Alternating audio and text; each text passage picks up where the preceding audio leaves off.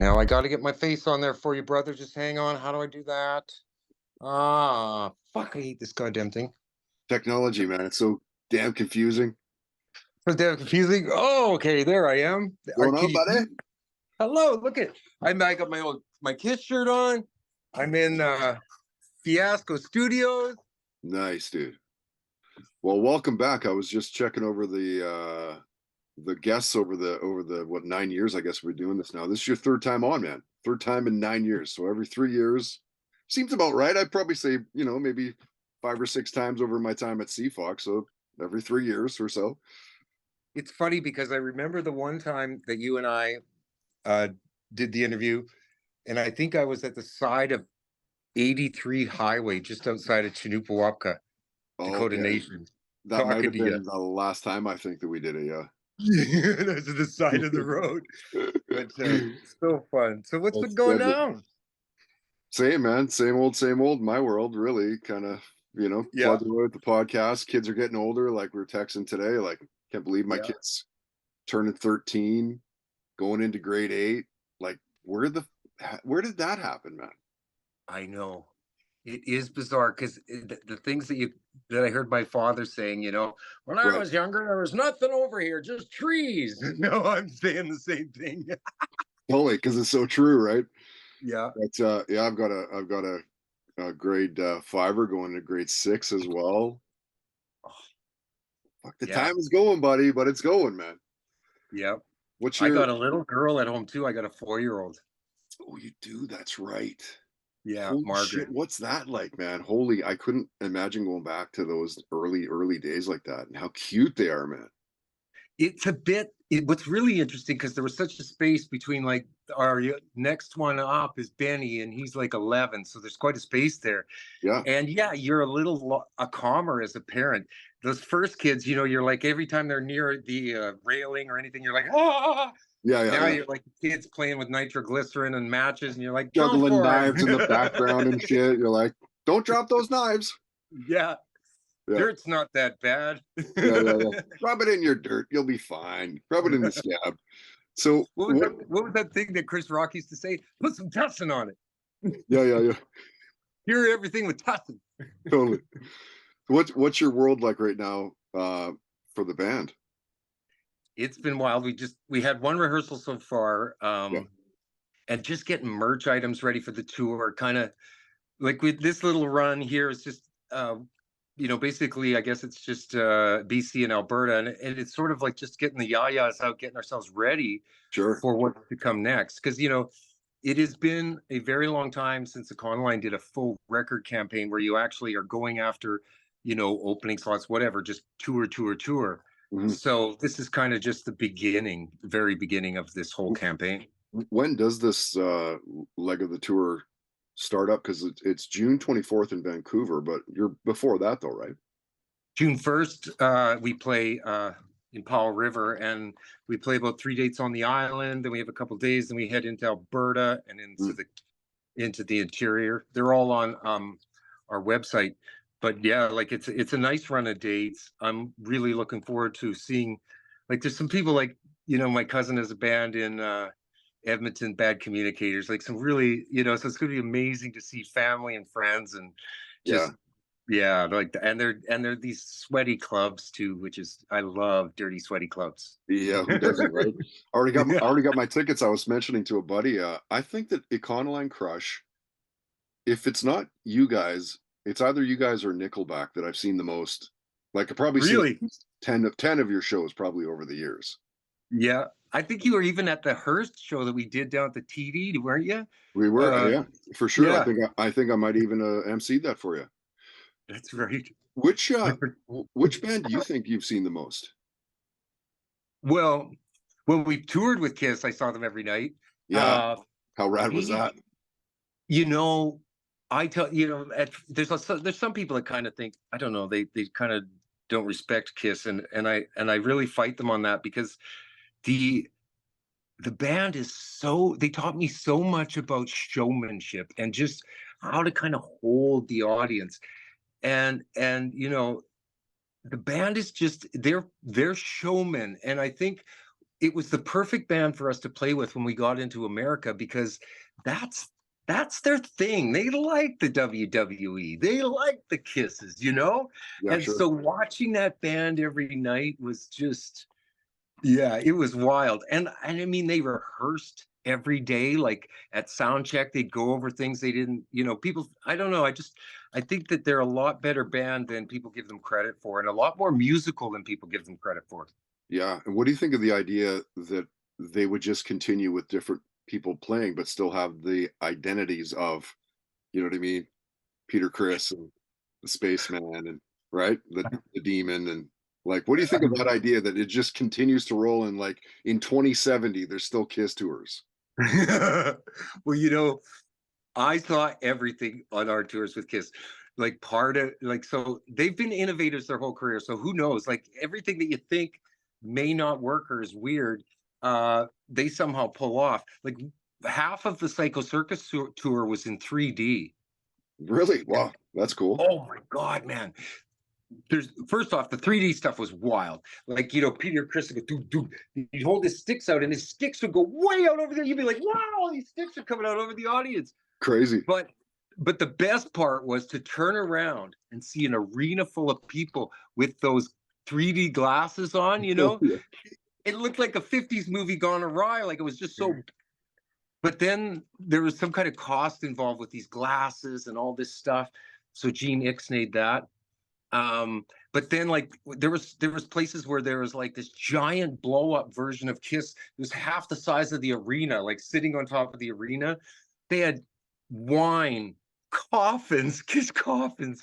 They had like, Like oh my God, chainsaws and shit, like insane stuff, right? insane. And like, oh yeah, every day was just a new merch item or a new kind of, something going on. And it was Yeah, always entertaining. And yeah. then when you play the shows with Kiss, like all these other musicians show up. Like you'll see Sebastian Bach, you'll see all these different bands coming to say hello. The guy, when we played Rockford, Illinois, it was the guitar player from Cheap Trick showed up. Rick Nielsen, right? Yep. Yeah, he showed up in his 50 something Thunderbird. It was so cool. It's amazing, man. That was one of the things I wanted to talk to you about. And over the years, we've had, you've talked about tons of career highlights. In fact, I wanted to bring up the Kiss thing. You'd mentioned it, the tour with Yeah. Kiss last time. What are some other like kind of highlights and stuff from your career? Whether it's like, I don't know, like a show that went kind of sideways, or hilarious fan stories, or like pranks that were played on the road while touring. Like, hit me with some more standout stuff. Well, one of the things like that was kind of funny and fun and a moment for me was when we did go to New York to play at Madison Square Gardens. I was convinced, I should probably get a new pair of jeans. So I go to Macy's and I'm trying to get these jeans, and I'm in the denim section. I'm looking, and this girl comes to help me, one of the salespeople. And she was like, "What are you looking for?" And I said, "Well, I want to get some jeans, playing a show tonight." And she goes, "Where are you playing?" "Well, Madison Square Garden." "No way." "Well, what's your music? What do you sound like?" And I paused for a second, and I was like, "Well, this." And it was playing over the store intercom at the exact Nice. perfect time. Another weird highlight, not really Econoline, but I can remember going to this store in Santa Monica one time, and I was getting a coffee, and it was kind of like a store where they'd have, there was vendors in kind of all these spots.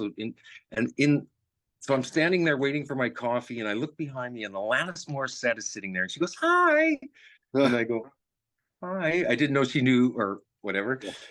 And then I look to my left, and Lisa Marie Presley tries on this ring. So she puts this ring on, and she goes and does the Elvis thing with her lip. And it was so much like her dad. I was just like, whoa, like, what is that? Crazy. And So and then random, another, right? yeah. And then another great one was or one that kind of makes me smile is back when we did the run across Canada with Alice Cooper. Catering was wicked. Oh my God. Oh So yeah. before we would go on, I would slip chocolate chip cookies in Zig's coat pockets. So when he would go for a pick, he'd pull out this chocolate chip cookie, and I'd be in the middle of a song. All of a sudden, this chocolate chip cookie would come flying across the stage at me. Oh, that's great. That's great. Oh my God. Yeah, This is the first tour without Ziggy, right? yeah. We did 2 shows out, but yeah, it is. This is the first full tour, Yeah. and it's different. But Oh, I would imagine. you know what's interesting, Todd? Like he had this motorhome that we still use to this day, and we cleaned that thing out. We had a professional cleaning service. I cleaned it. We had these girls come in and clean it. My family had it for a little while. We were ripping around in it. And then one day I'm sitting in the passenger seat in there by myself, and something pokes my middle of my back. And I spin around and pick up this box. It's a little tin box, open it up, and it's all Zig's picks. Oh, Man, like, God. he's around. Every once in a while, I'll see a pick on the floor at my house and go, how did that get there? Ask the kids. They have no idea. Wow. So I think he's with us. I really, really do. I feel him when we're playing. And if I'm having a moment, sometimes I say, Zig, give me a hand, brother. And how much has he kind of splattered through the new stuff? Like, did Oh, you yeah, use he's on a much of lot. his? Yeah. Yeah, like we went into Ashland at one point, and it didn't work out, but we were in Ashland for a bit with Sylvia. And so Sylvia's vocal is on a song called Going Under, and Ziggy's guitar is all over it. Ziggy's guitar, and he wrote Invincible with me, and his guitar is all over it. One other song too. Shoot. But there's a number of times where he played some overdubs and did some things. So he's on the record, definitely. And then in the artwork, we have a 63 Impala for kind of the cover, and one of the posters, the plate on the car says Ziggy. Nice. Nice. Yeah. How old were you when you like started playing seriously? We I was signed, like I came out here, I think 25 was when we started to really hunt for a record deal. I was in a band called One Big Union. We came from Winnipeg, and we hooked up with a management team out of Seattle, Harris Music Group. The band disbanded, but the Harris Music Group stuck with me, and I got Econoline crushed together with Tom Ferris, and we were signed probably, I think we were signed during that scary 27th year of my life, actually. That year where everybody's either die or fly. Yeah. It's a Yeah. weird How, year. how weird is that, right? Like, how did that happen? So many iconic musicians die at 27? What? It's just, I don't know why that is. It's sometimes I think that it's kind of like when you realize that you're an adult, and some people kind of freaks them out because, when you're in the bottom half, 25 and under, hey, I'm just a young man. But when you're 26, 27, now, okay, we're getting a little older here. Sure. Starting to throw stones to 30, not 20. Yeah. And I mean, I don't know what it is, but it is freakishly weird how many people have died at 27. Sure. I mean, you go through it, right? Like Yeah. Cobain and Morrison and Joplin and Hendrix and like Yeah. it's crazy when you really Yeah. get into it. Yeah. Who are some of your favorite singers? Because of course, like when we think of kind of like Crush, man, we know exactly Trevor's voice. Like, who are some of your favorite, and it kind of Uh, led you down the path? maybe people wouldn't recognize this or wouldn't recognize this, but Michael Hutchence was one of my favorite frontmen. Oh, I really enjoy, obviously, Chris Cornell. I loved Ian Astbury of the the Cult. Cult. Yeah. Yeah. Unfortunately, he's not my friend. Billy is, but Ian is not. I don't know why, but anyway, but I really think his voice was kind of mesmerizing and oddly like haunting, and I thought he was so cool. Michael Hutchence, because of the way he fronted that band, he was a hell of a front man. Yeah, amazing. You know, I saw In Excess, probably grade 5 or 6, just randomly we're in Disneyland and there's a band playing. No way. And even at that point, like of my life, I'm still like pretty heavy into music. I got really into it in high school and stuff, but like by Yeah, then I was like, let's go see what that is. No, no, let's go do Space Mountain. No, no, fuck that. Let's go yeah, see what this is. And it was In exactly. Excess, man. We watched probably 45 minutes. And like you said, he And just something about the way he fronted that band, like undeniably excellent. what was the record at that time? It Probably wasn't Kick yet, Dick, I was it? guess. Was it? Probably Wow. something, So all the probably hits, man. something like that. Oh, it definitely was like all that. Yeah, yeah, yeah. You're Suicide. one of my Yeah, kind. dude, I Mm, fully agree. I'm not sure if I've ever asked you this, Trevor. But yeah. what was the music in your house growing up? Oh my gosh. This is a crazy. Yeah. So I got to tell you this wild story. One night I was, my sister phones me up and she says, "Hey, they've moved dad." And I'm like, "What do you mean?"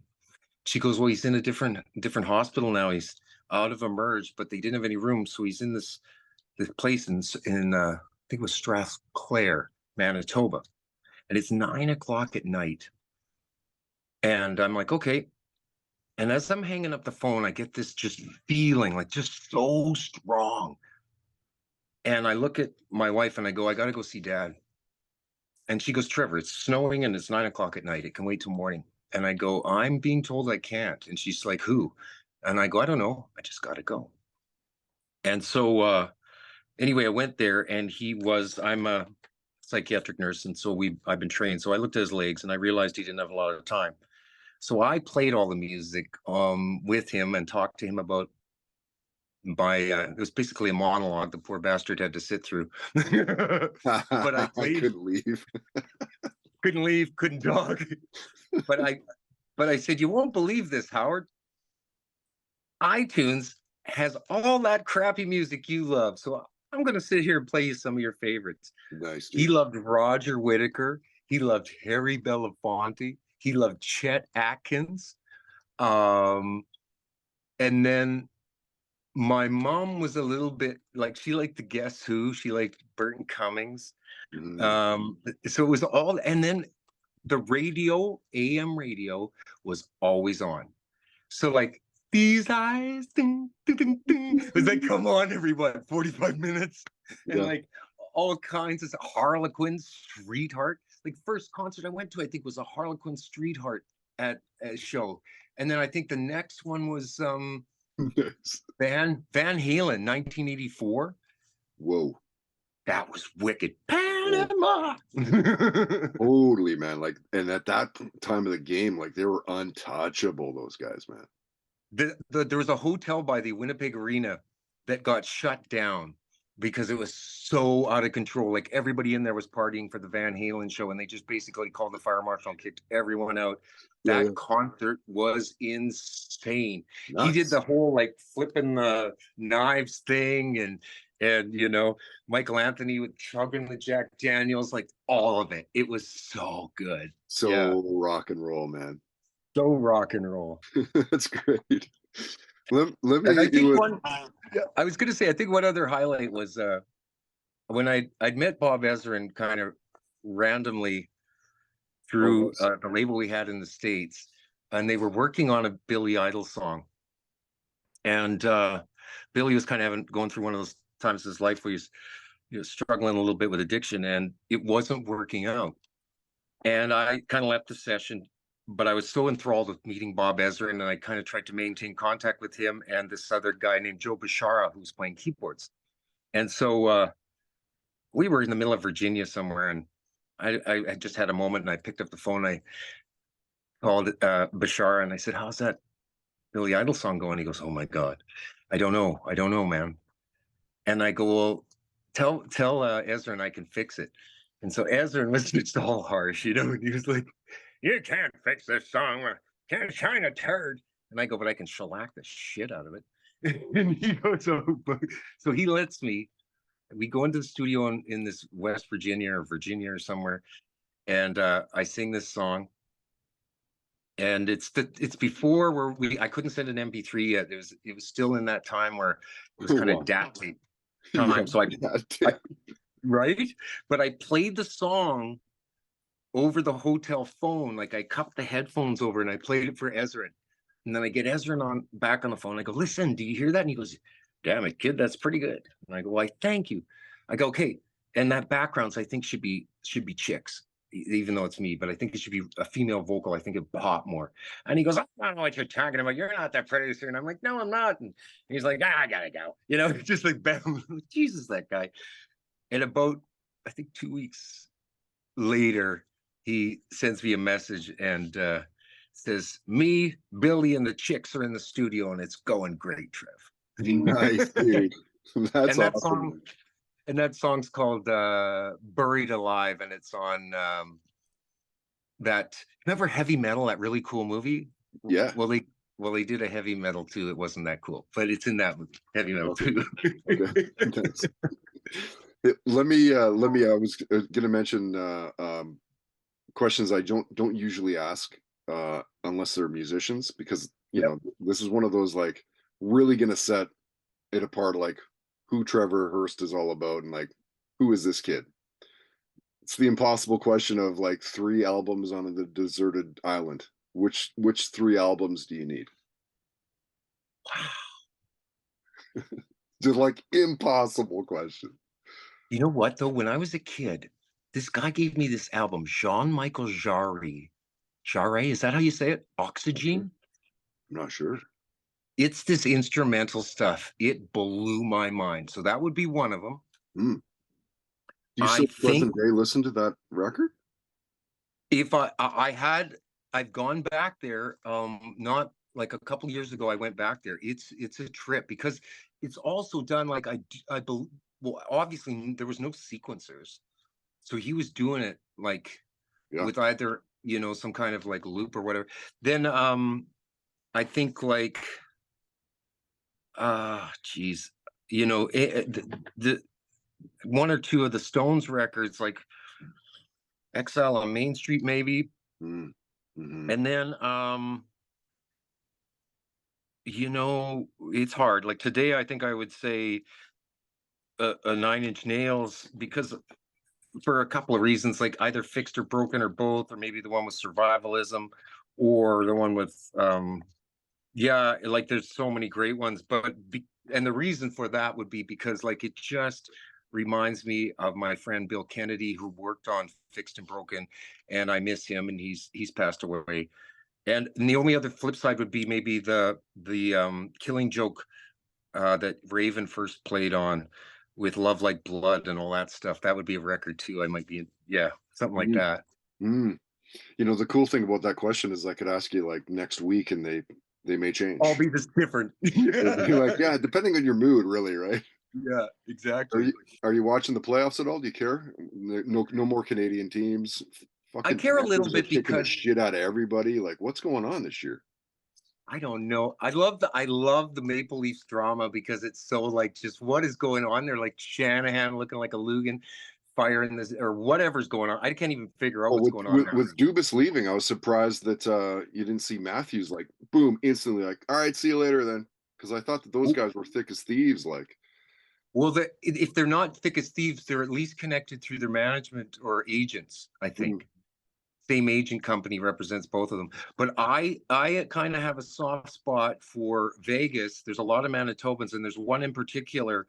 White Cloud is from Sioux Valley, or I believe he's Dakota from Sioux Valley, from that community, Dakota community there. And I see a lot of Vegas Golden Knights stickers on cars, you know, because of that. And there's some more other guys on that team from Manitoba, but isn't there? I don't know, but I think there are. Yeah, I love that they're just a couple of years into their franchise and they're already like, let's play for the cup. Yeah, exciting. Well, Vegas must be an interesting place to play. I would imagine that like there's got to be when like say the Canadians play, it's got to be half Habs fans. Oh, I think so. It's like just the musicians alone that I know in Vegas. They're all Right? Like when, hooligans. yeah, exactly. I was talking to Fitz the other day, Brent Fitz, Yeah, and he was saying, "Come on, man, you gotta hope for Vegas. There's so many Manitobans." yeah, that's funny. But are you keeping up or no? With I am a Fitz, little bit. oh no, I'm not keeping up really that much because No. once the Canadian teams were out, I'm really bummed. I thought the Oilers were going to do it this year. Like Ooh, I thought it was McDavid's year. Yeah, big time. he's very young though. I think that with some moves, I think that next year should be their year. I think so. Like, Prediction. they had 3 guys, 100-point guys this year. Man, wasn't Dry? What's his name? Dreisaitl. Draisaitl. Yeah, Man, he was surprising. Really, really good. and I can't Nugent Hopkins, believe I think, is the other what's one. his name? Kachuk over in. Well, he's probably better than his dad, man. I know. That's Like, crazy. Keith Kachuk was a great player. He was great. Well, Jets, Eh, right? He was their captain. No, that was Howard Chuck. Oh, Dale Howard Hawerchuk. Dale Howard Chuck. Where did Yeah, yeah. Keith Kachuk play? Keith Kachuk, wasn't he? Keith Kachuk was. Was he a Flames? Ooh, I don't know if he was. I don't know, I'm but it's way very better with music than sports. yeah, same, same. But how about Bedard? Like, do you think Bedard's going to stick around and be a Blackhawk? Because he wants to play in Vancouver. Wouldn't that That be was amazing to see Bedard as a Canuck? Holy it shit. would be, but I hate to say it, but like honest to God, playing for one of those original six, like to play for the Blackhawks for even a few years, like this is the team Stan Mikita played for. Come on. Right. True enough. Like I like Chicago. I like the city too, but I can see why he would want to play in a Canadian market and in Vancouver for particular. I mean, it's a beautiful city and Well, yeah, he lives right over there on the North Shore, so yeah, I could stay home. right. He's like a 5-minute drive to the rink. That's why he wants to be here. Yep. What are you binging lately, man? I have been gosh, I was trying to think what I was listening to most recently. Um I really listen to this like I listen to Sirius the alt nation. So I like a lot of like kind of that weird like boy genius, Phoebe Bridges and some weird like kind of a little bit more I guess poppy stuff sometimes. I really enjoy the Wombats. I really enjoy just sort of some of this the Royal Blood's got a new record coming out Yeah, I and saw that. I love those guys. Like Yeah, I those guys are love that deadly. that song Trouble, man, that was smart. That whole last Oh, record wasn't it produced by Josh from Queens of the Stone Age? I And think so. and then when you know that, you're like, oh fuck, now I can hear that. Yeah. And the new Queens of the Stone Age I'm excited for. Yeah, I, Motion I'm Sickness is pretty good. yeah. I And love their drummer, man, John Theodore. He did he was in Mars Volta before joining Queens, oh, was he? Yeah, and cool. in between those projects, in between Mars Volta and Queens of the Stone Age, he did something with Zach De La Rocha, the singer of Rage Against the Machine, What was it called? called One Day as a Lion, like a Re- 4 or 5 song EP. Yeah. Fucking deadly, man. One Day as a Lion. And that's John Theodore. And I think it may be a keyboardist, but I think it might be just Zach on the keys and just vocals. That's it. Awesome. Wild. Dude, it's pretty awesome. The traffic right now, like for top tier, really great recordings at radio is unbelievable. It's like everybody got back together or spent time during the pandemic making a record. Like Filter's got something out. Mhm. Everybody is putting a record out. Yeah, it's deadly. That Filter's new song, Face Down's pretty good. I love the Finger 11 song, the new Finger 11 song, Together Again, Together, right? Yeah, something like that. Yeah. I really, really like the Uh, first time you hear it, you're kind of like, what? And then you listen to it a few times and you can hear, and like the guitar work, there's some madness in there. Like, I oh just yeah. love it. Yeah, yeah, Yeah. yeah. The Rick and James, man, those boys can play. Those boys can Those play. guys are like, they look like runaway Duck Dynasty madmen, I think. That's great. Nice. Hey, are But you they're wicked, man. Like live, holy, we did 2 shows with them recently, and it's just like, whoa. those They guys were, can throw down, man. Absolutely. One of the best Canadian rock bands of fuck ever, really. yeah, They can really play, good man. guys too. And did you get into them when they were called Rainbow Butt Monkeys? Remember that? I do remember that. I do remember that, but it was weird as It, Rainbow Butt Monkeys. Didn't they bust out some rhymes in the middle of things? I Like, think they may have, yeah. Like that Letters to Chutney album was like, when I was like, oh, that new Finger 11, that used to be, oh, okay. So that was the reason why I even gravitated towards Finger 11 in the first place, was like, fuck, those are those guys. Because I right? saw them at like a Lala or like a Somersault or something like that. One of those, ones that traveled around and did the big tour Yeah. across Canada and shit. And man, those guys have always just been able to play. Like, and I love that everything's coming back around and everybody's putting out music again. And I love it. I think it's going to be kind of a renaissance. Like, there is times when I would be interviewed and people would talk about kind of like almost wistfully or whatever with, because of times past, they'd say, wow, those Edge Fest bands in the 90s with all these great Canadian bands. And Mm. I kind of feel like it's coming around again. It's like, because everybody put out records, even in America and all around the globe practically. When the stuff comes out, I think that it's going to, like, some people are like, oh, that's just too much music and going to get lost in the shuffle. I don't think so.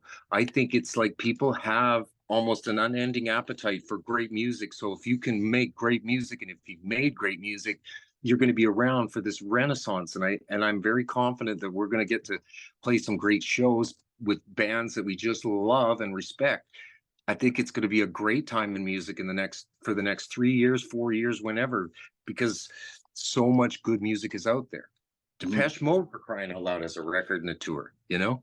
I know, right? Foo Yeah. Fighters just announced Josh Freese as the new touring drummer. Like, Oh, like, do you know how tight that's going to be now? dude, that's Like, not that it insane. wasn't with Taylor, but Sure, this is like Josh Freese is like a machine. dude. Yeah, I mean, I'm sure the only person in the world that's not happy about it is Sting. Like, what? Yeah. You taking my what? Taking my drummer? Like, no. God, he Yeah. played with a lot of people. He was Devo's drummer for a while. He was Devo's drummer. He was like, he did Nine Inch Nails for a little bit. Just trying to think of like memorable stuff, Perfect Circle stuff. Who Um, is the who's the current drummer in Guns N' Roses? What's his name? was that Matt Sorum? No, no. Shoot. But when we played this thing called Zeta Fest, and it was this band Honky Toast, Sponge, Honky and then Toast is a great name. right? Yeah. So, it's weird, our generation, right? Like, I just like don't Google things. I'm like, I'll remember. Anyway, one day because I couldn't get over how good the drummer was in Honky Toast. The band had no songs, they had a great name, but the drummer, Mm. and he is currently the drummer in Guns N' Roses. Let me now that we're here, let me quickly find out. And it was cool. Why do I not know that? And it was this Zeta Fest thing. Our hotel was across the street from the park we were playing. It had an amphitheater, those things with the big concrete dome thing or whatever, half clamshell thing. Oh, Frank Ferrer. Yeah, yeah, yeah. Frank, he was the drummer in Honky Toast, and Oh, cool. so the Sponge guys, there was a little delay. Well, like, what's going on? What's going on, guys? Are you going on? What's happening? They had to play the set without the guitar player because he couldn't find the venue, which was across the street from the hotel. Uh-huh. I was like, oh my God, Vinny, what's up? Singer's just like, I don't know, man. They're just up there with drums and bass, wax ecstatic, wax ecstatic. Oh my God. Mad. What are you currently reading, man? I was just handed a book the other day to reread. It is In the Realm of Hungry Ghosts by Gabor Mate. Oh, And I highly recommend it, actually. When I was halfway through my psych nursing degree, I looked at my addictions prof, Bert or Berta. I said, Bert, I'm reading this book here with Gabor Mate, and do you think I have ADD? She goes, you think? Squirrel. Yeah, totally right. Like, yeah, bro. Yeah, but yes, yeah, a lot of us in this business. Yeah. But that gentleman, he does stuff down in the downtown east side there, and does a lot of great work for people. He does a lot of great work with addictions, and one of his great sayings, is addiction is just a lack of connection, and connection kills addiction because you have something to live for. And it's a beautiful thing. He's a very wise man. He's a great author, and In the Realm of Hunger Ghosts is a book I think everybody should read at least once in their life. Cool. I'll write that down. So once the tour is done, which hopefully is never done, I suppose. Yeah, exactly. What's the rest of 23 looking like for you guys?